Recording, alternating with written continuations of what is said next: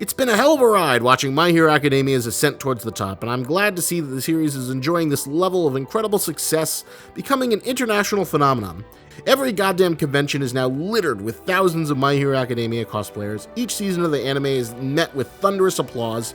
The cycle of having breaks between each season also helps give the manga time to get ahead and allows Studio Bones to avoid the pacing issues of other similar long-running shonen series, which helps keep it vibrant and relevant, and it's nice to see Deku seated alongside Luffy as the undisputed king of the shonen genre, becoming an international superstar character. But as happy as I am to see the series and see Deku take the empty throne that was left behind by Naruto, I don't think it's a perfect series. There have been a few flaws and deficiencies that have always been nagging at me about the overall series. Now, from all of you fans, don't take this too personally. I still think it's a great series, and just because someone has a few critiques doesn't mean it's innately bad. And I know that when you're dealing with a powerful fandom where millions of people are personally invested into something, when you criticize it, it can feel like a personal attack on you. So I hope anyone watching this doesn't take this personally, and remember, there's a half dozen other My Hero videos I've done praising the series, but any good superhero's strengths are only as good as their weaknesses, whether it's Superman's kryptonite, Spider-Man's personal relationships, or the color yellow if you're Green Lantern. Everyone has a weakness, and so does My Hero Academia in a few regards. So let's jump into it as we explore what some of the weaknesses are for My Hero Academia.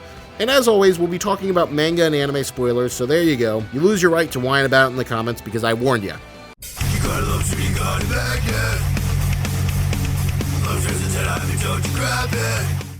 So being a professional mangaka is easily one of the most brutal creative professions on the planet Earth. Writing and producing 19 pages, even in black and white, on a weekly basis, even with the help of assistants, is a Herculean task.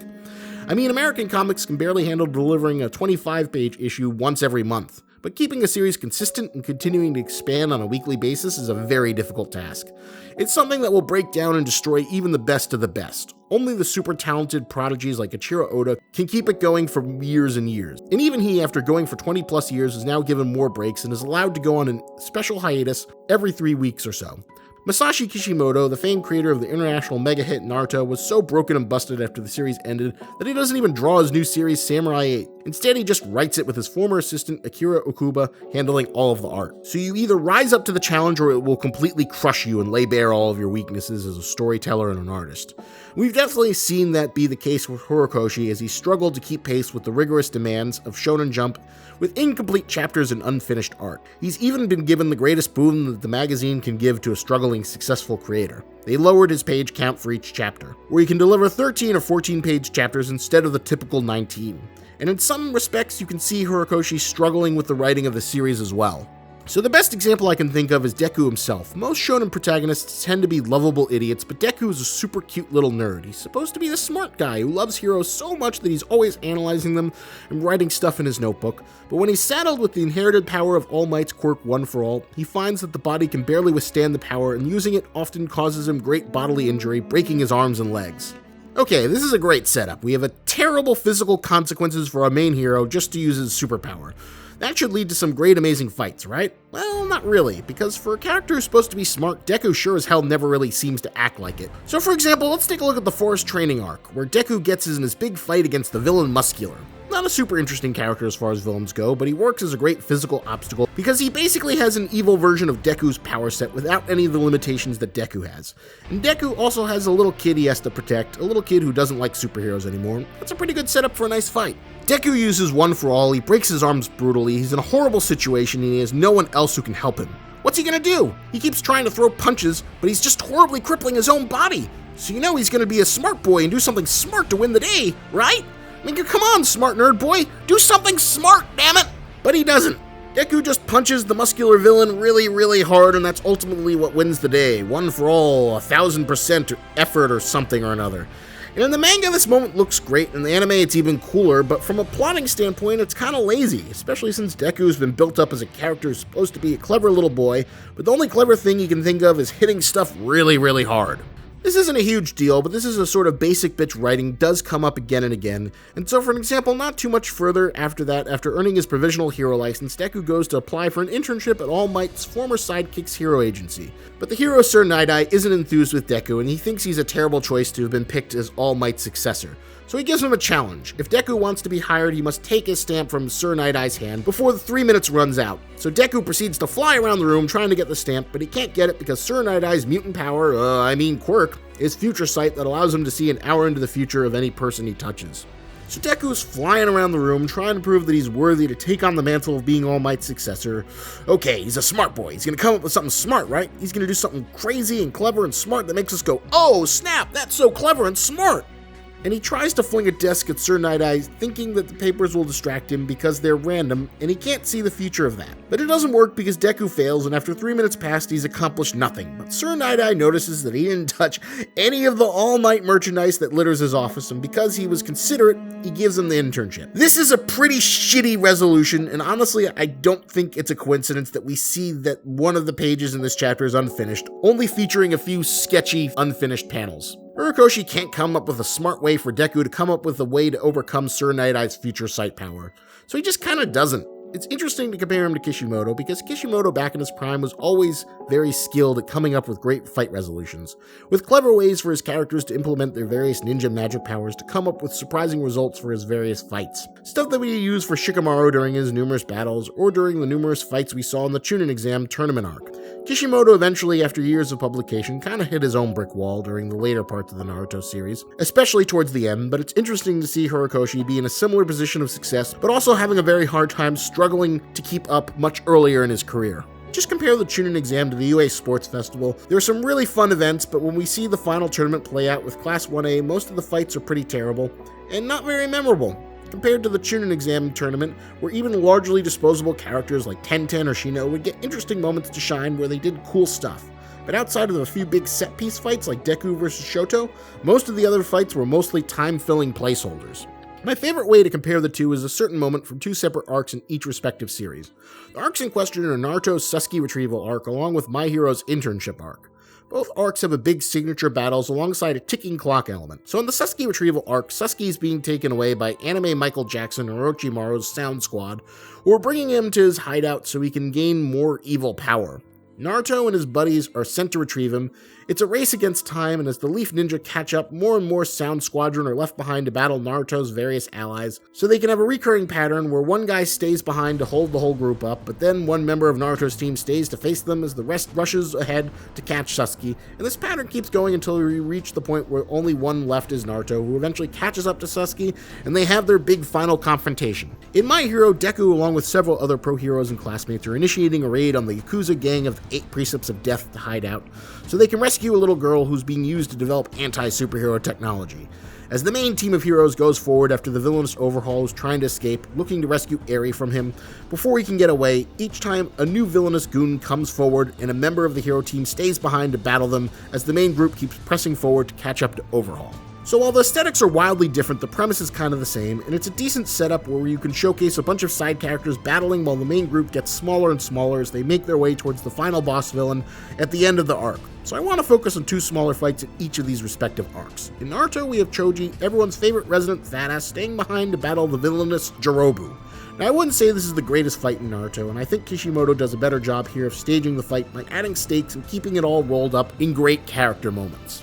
So we, the audience, don't really take Choji seriously. I mean, the series has never given us a reason to. He's a fat guy who turns into a giant ball to try and roll over people, and eats potato chips to fuel his superpowers. He's always been kind of a gag character, but here we see him fight against his limitations, and we see him introduce the 3 colored pills that give him temporary power-ups, but the final pill being potentially lethal.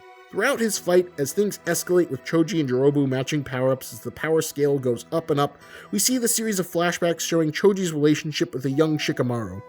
How kids made fun of Choji for his weight, but ultimately Shikamaru accepted him, and his dad gave him encouragement, saying how none of the barbs from the mean kids mattered because Choji has a big heart. So while Jirobu mocks him for being the fat, ugly duckling left behind by his friends to die, Choji believes in them and they respect him for who he is, allowing him to use the final pill to transform into a metaphorical and quite literal butterfly. Utilizing his power to overcome his adversaries, the power of friendship and trust allows him to overcome his insecurities and triumph over his rival. But after the battle, he's on the cusp of death. But as he makes his way into the forest, he notices that his friends left him an arrow pointing the way for him to go so he can catch up, showing that they truly cared and believed in him. But he falls beside the tree, content on his deathbed that his friends always trusted him. Of course he survives, but it's an emotional moment that makes what would normally be a pretty low-stakes fight into a memorable little encounter just because it's filled with some great character beats to go along with the action. So let's take a look at the My Hero version of this. Deku and company are making their way back to get Eri back from overhaul, but as they get further and further, more villainous fodder enemies appear to force the heroes to stay behind and defeat them. So everyone's favorite manly hardening Superboy, Kirishima, stays behind along with his pro-hero mentor, Fat Gum, to face off against the 2 superpowered goons of the 8 Precepts of Death. Kirishima is happy to show off his latest, most recent power-up, his Red Riot Unbreakable form, where he hardens himself and looks pretty badass while doing it. But against the force of antagonist Rappa's incredible punching power, his newly minted extra hardening power falters, chipping away into nothing. His spirit is broken as he sees that even his best wasn't good enough. His mentor Fat Gum cheers him on to not let his spirit falter lest he truly be beaten. Then Kirishima does the incredibly cool thing of getting hit by more punches than falling down. Then we see his mentor storing up all his damage to show off a super powerful skinny form. Where have I seen that before? That feels really familiar. Oh yeah, right, the Choji butterfly thing. Okay. Well, I guess we know Horikoshi read all those earlier volumes of Naruto as well. So this isn't great, but it could be serviceable, but then as Kirishima is lying on the floor disabled after being punched too much, we get a flashback to his earlier days before becoming a part of UA's hero school, where we learn that he had a lot of self-doubt and didn't think he could make it as a hero and felt bad about himself, and saw that his old ideals for being a hero didn't fit into a world where heroes are more like Mina Ashido, who are more like flashy, sexy pop idols who make people happy, versus his preferred form of manly grit and determination. But he eventually gets the self-confidence and goes into UA. This flashback is poorly placed. It has little to do with the current action. Generally, when you want to do a good shonen flashback, it should be some sort of backstory that has a critical life lesson that affects the present and ties into the current battle. Here we have a life lesson about not doubting yourself while Kirishima is basically lying dead on the floor while his mentor uses a super punch to win the day, saying that it was through the incredible heart and ability to get hit really hard using the fortitude of, I don't know, being punched a lot. I'm sure when Bones animates this, it'll look incredible. It's certainly well drawn in the manga, but from a storytelling perspective, it's incredibly sloppy, poorly placed, and not nearly as well thought out as it needed to be. This is supposed to be a big character moment of Kirishima, facing up against a hard limitation of the real world, but his big moment of just being punched a little bit more isn't a really great character moment. I don't know, maybe he just needed to do a body tackle or something, but it's obvious that Horikoshi needed a bit more time to plot this out, but had to meet his deadline. Like I said, these aren't series-ruining flaws, they're just kind of weak moments that could have been better. But there is one recent development that I especially loathe. So in one of the most recent arcs, Deku is training alongside his classmates in a big hero exercise as they spar against each other. And during the exercise, Deku unlocks a whole nother quirk. Because apparently locked away within the powers of One for All are all the quirks of the previous people who also had their quirks transfer over to Deku, and as he gets stronger, he'll also get access to their quirks to add to his superpower repertoire. I hate this on so many levels. It's probably one of the laziest ass pulls I've seen in a long time that kind of breaks a lot of the rules in the series. Basically, Horikoshi knew he needed to give Deku some more powers to use and learn over time, and he came to the horrible realization that he could only have him be a punchy boy or kicky superboy for so long. So he basically did a nice ass pull so that he could give him more superpowers as needed. He was so uncreative in having Deku be a smart boy who figures out neat things to do on his own that he gave himself a get-out-of-jail-free card to give him more superpowers because he's not a good enough writer to work with what he already set up. This bugs me because you'd think Deku's mentor All Might, the greatest hero ever and the mightiest wielder of the quirk One for All, would know about this shit. But nope, he has no clue and never mentions it. It's a complete and utter bullshit that might have worked with a little bit of foreshadowing, and maybe All Might could have cryptically hinted at it, but instead it's just an excuse to have a couple more power-ups to give Deku down the line because he's not creative enough to keep super strength interesting. It's lazy, it's bad, it came out of nowhere and had no natural build-up, but then again, that's the limitations of Horikoshi. Writing superpower battles might seem like the easiest job in the world, but constructing good fight scenes with fun powers and having interesting uses and interesting rules is a lot trickier than most people give it credit for. And you can see him struggling to find uses to show improvements for such great characters like Tail Guy, the guy who has the incredible power of having a tail and hitting people with his tail. It's funny to compare the mutant powers of quirks to One Piece's Devil Fruits, and I'd say overall Devil Fruits are kind of dumber, but Oda always seems to have an endless well of creativity for the new ones he makes up, as well as new uses for people who have fruits that we've seen many times before. He still manages to come up with neat stuff for Luffy to do with his relatively boring Reed Richards stretching powers, even after running for 20 plus years, while the quirk system is generally far more limited, where you have someone with a weird mutation or they have a certain thing they can do, and that's about the best you can hope for. With Horikoshi writing in a way where he just makes up whatever power he needs for Deku is just super lazy, and overall these aren't flaws that kill the series, they're just weaknesses of a broken manga system that requires people to write and draw an endless supply of stories on a never-ending basis until they get cancelled, die from fatigue, or get to the point where they finish the thing. And we've seen Horikoshi produce chapters that are as short as 13 or 14 pages long. We can definitely see a sense of fatigue, making this harder and harder for him as he continues forward. But even when the writing falters, he does a brilliant job of selling the great moments through his art, by pushing himself to go above and beyond, by drawing the shit out of even moments that aren't quite as well written as they could be. And I respect that, but I can also see him pushing against his limits as a storyteller. I mean, come on, we've had 2 arcs focusing on training exercises that get interrupted by the League of Villains, and 2 hero internship arcs, and as of the time of this writing, we're getting into a 3rd hero internship arc. And while I think My Hero Academia is a great series, and I'm happy to see it continue to grow into a worldwide phenomenon, these are just a few of the weaknesses that I've spotted in it. But I do think that the most recent villain arc was exceptionally great, and I do think Horikoshi is capable of some great stuff, but only time will tell to see if he's broken down like Kishimoto or goes beyond to plus ultra and become an Ichiro Oda. I'll always be rooting for him to succeed because I wouldn't have made as many video essays as I have on the series if it wasn't good. I just hope he takes a hiatus or 2 to plan out the future of the series a little better, so he doesn't have to rely on using lazy ass pulls. Hope you enjoyed that video despite me offering a few critiques of My Hero Academia, but we're still going strong with 2 more videos to go in My Hero Month, so be sure to come by next Saturday and make sure that you pick up your Explosion King Bakugo My Hero Month shirt.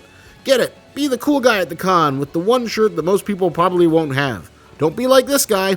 Hey, thanks for inviting me to your kid's birthday party. I got her a gift. Oh, I'm so glad that you could come to little Susie's big day. Yeah, I just love being around kids.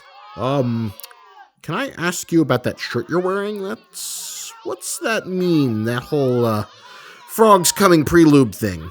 Oh, no, it's totally not like that. It's just because Suya-chan is a frog girl. So, like, her skin is slimy.